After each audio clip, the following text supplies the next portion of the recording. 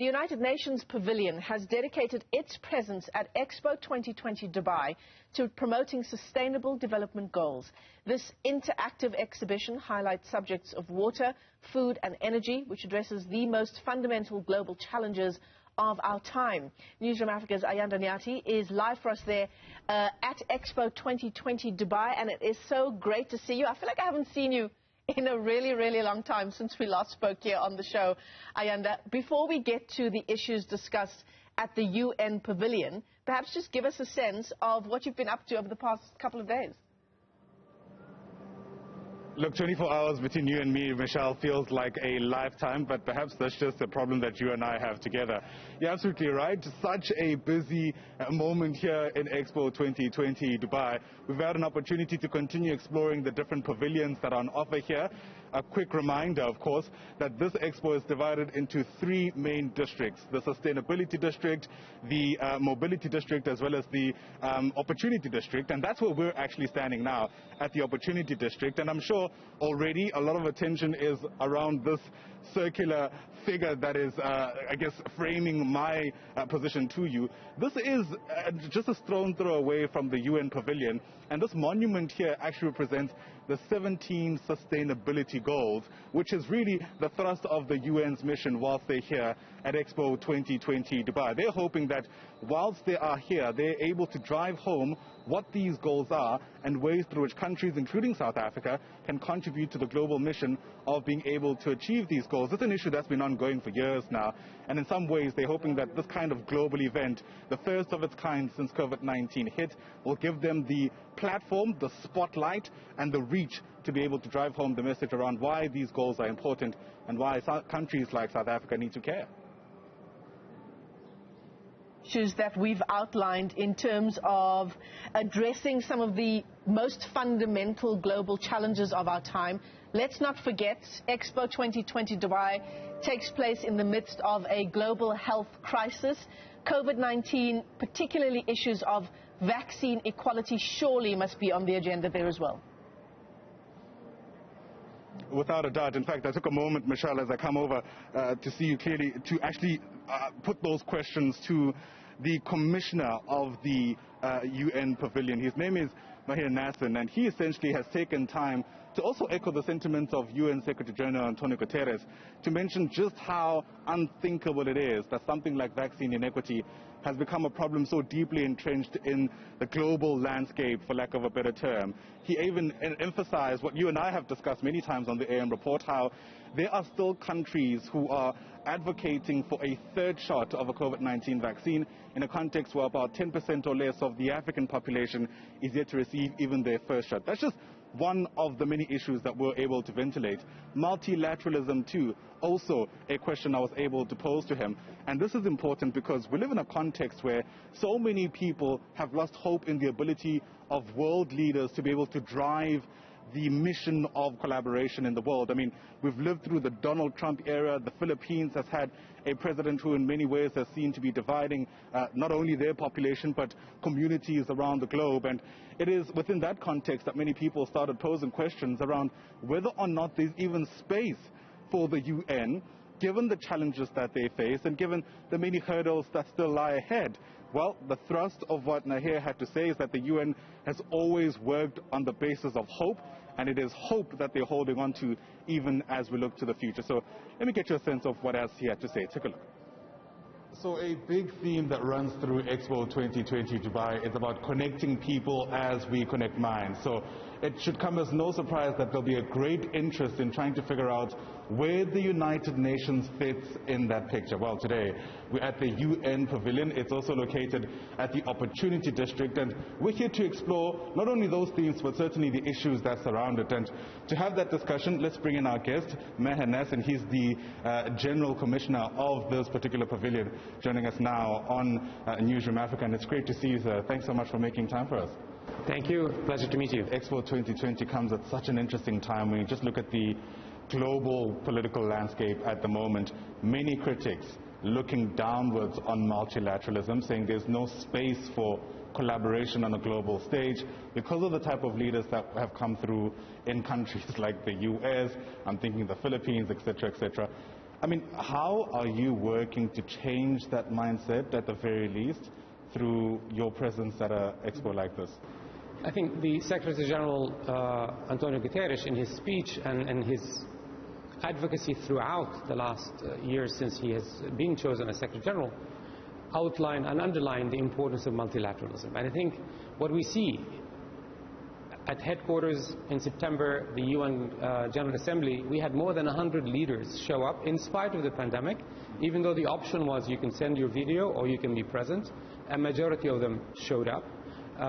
There is still a place for multilateralism. Global problems require global solutions, and global solutions can only come through dialogue and through engagement. Expo represents another opportunity, and we see it. This is the largest expo in terms of participation from governments, from countries around the world, more than 192, and that is phenomenal. I mean, to see, however small, very tiny countries have a pavilion, their own independent pavilion, as on equal basis to the largest of the pavilion. And that credit to that goes to the UAE government, who has really worked hard to support countries that never had a full presence at Expo to be here. Yeah, you speak about the UN General Assembly. I remember a big thrust of the messaging there was around the inequality that still exists, even during a global health crisis. I'm thinking, for instance, even just the inequality in the distribution of vaccines. Antonio Guterres speaking greatly against that.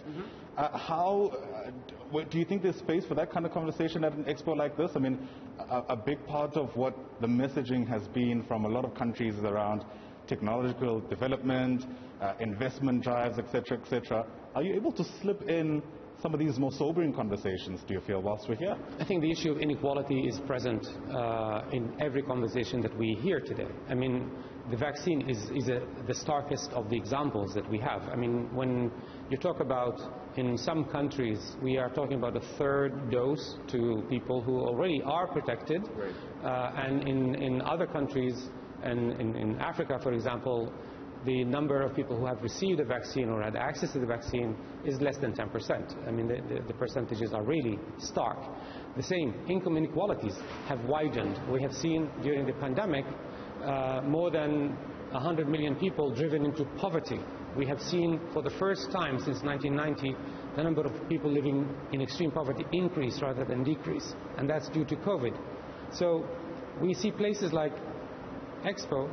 It's a convening, as you started out, connecting minds, creating the future, is very much pursuing the theme of the UN 75. When we observed UN 75th anniversary last year, it was shaping our future together.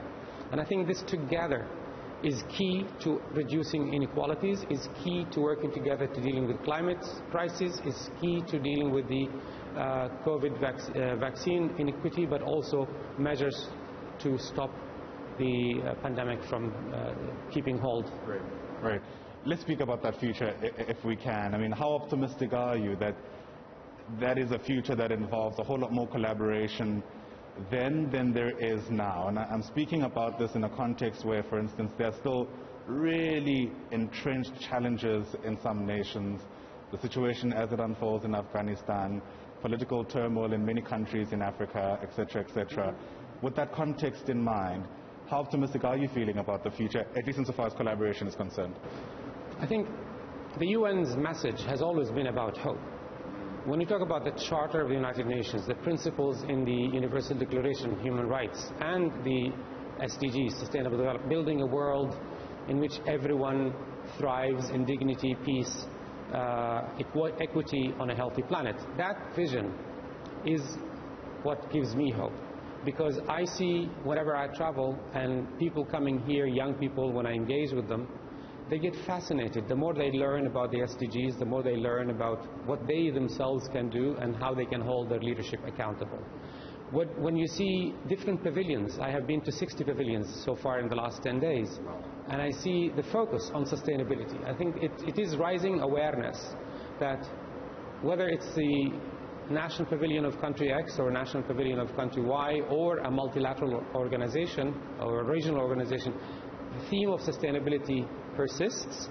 In many of them, they also talk about the SDGs, and I think that gives me hope, because without hope, we don't move and we don't take action.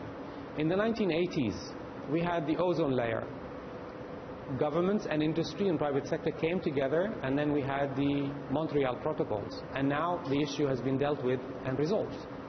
We still have to be vigilant, and I think vigilance is very important. Now we are dealing with double-edged crisis. We have the climate crisis on one hand, and then we have the pandemic crisis on the other.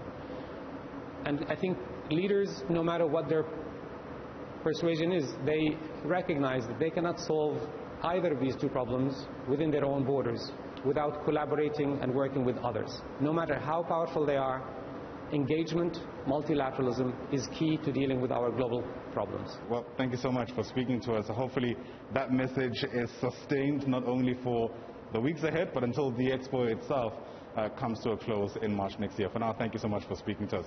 You're welcome, and thank you, and thank your viewers for watching this. Fantastic. So Nasser, once again, is the Commissioner General of the UN Pavilion here at Expo 2020 Dubai. And no matter how you see some of the global challenges that still plague the entire world, one thing is for sure: the idea that any one country will be able to pull us out of those difficulties is a far gone lost prospect. There is still a lot of space for a kind of collaboration that looks past what divides us in some respects and looks towards perhaps where our common interests lie. For Newzroom Afrika on Channel 405, I'm Ayanda Nyati at Expo 2020 Dubai. And Ayanda Nyati, live to us there from Expo 2020. Perhaps one of the standout points from that interview is no doubt how people can use, the young people who have been visiting, for example, the UN's pavilion. We often talk about whether events like this, Ayanda, happen in a silo. How much good can come from these various organizations, various countries speaking to themselves at something like Expo 2020 Dubai. But what your guest had to say about how young people have come to the UN Pavilion and how they can use the information that they've garnered there to hold their own governments accountable. That's one positive from Expo 2020. Without a doubt, and one can only hope, Michelle, that whatever is on display here is able to attract those young people that you allude to, because as the cliche goes, the future is in the hands of young people. But a lot of cliches are only cliches because they ring true, right? And I must say, with the time that we've been able to spend here, there is a large, call it, population of young people who flock to these expos. What might help, dare I add, is the fact that there are also schools that are based here in the UAE taking it upon themselves to use the Expo as a moment of an excursion. In fact, we're told that in a week there are 2 days that are put aside specifically just for pupils to be able to visit here. And I had an opportunity to actually speak to one of the teachers leading a cohort of teenagers. Among the questions I asked is, how on earth are you controlling teenagers in this heat? She laughed and didn't say much, but you can read into that what you will. Importantly, for her, it's about allowing the pupils to be back again together, especially in a context where they've been apart because of COVID-19. I know in South Africa today is also the first day back in school, so I'm sure a lot of parents like you, Michelle, can relate to that. But secondly, she also spoke about the need for pupils to be able to get this global view of what's taking place through the lens of what the Expo has to offer. Interestingly, though, the Expo won't necessarily touch as much as I would have hoped on the challenges that many countries are still facing. It's about putting your best foot forward and putting a great show on. But I really appreciated how the guest I was able to speak to at the UN was kind of willing to go there with us to say, yes, a lot of what is taking place here is about presenting what countries are doing well, but hopefully there's room to also speak about places where people can still improve. Yeah, absolutely. Ayanda Nyati, it's always great to see you. Thank you so much for talking to us on the AM Report. Can't wait to have you back in studio. He's live to us there from Expo 2020 Dubai.